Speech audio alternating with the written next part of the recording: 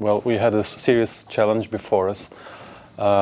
Since Belgium is responsible for the presidency of the European Council from the second half of this year, I have been charged with the coordination of social affairs matters of the presidency.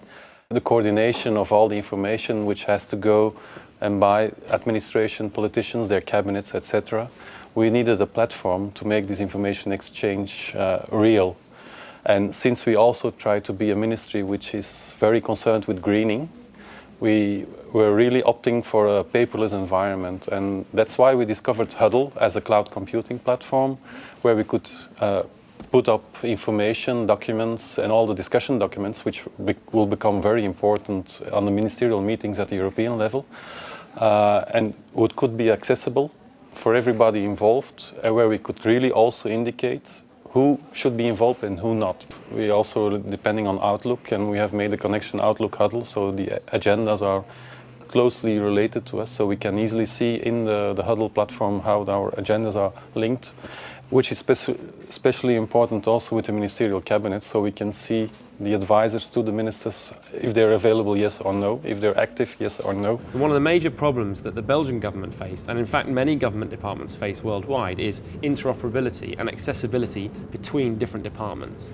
So if you think about policy making, it's all about working with different departments, different stakeholders on multiple bits of content, both in the country, in the department and outside it. Whereas with Huddle, they can invite everyone into a workspace and work and collaborate on that content no matter where they are. And what department, what software they're using, doesn't matter.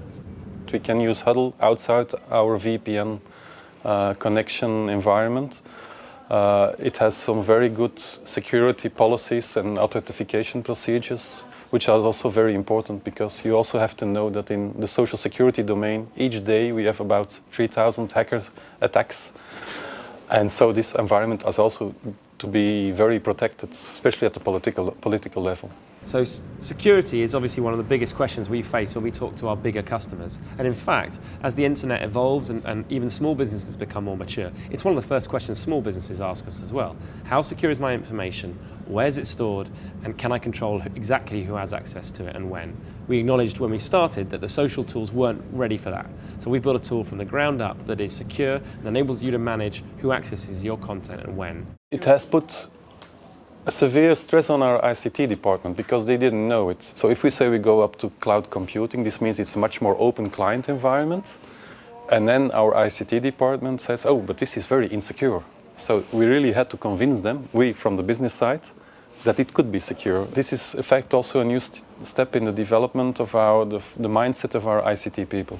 Since Huddle is quite inexpensive, it's also easy to add extra people, and since people come and go in the different projects of the presidency, it's also very important to be very flexible in joining discussion rooms and joining people also.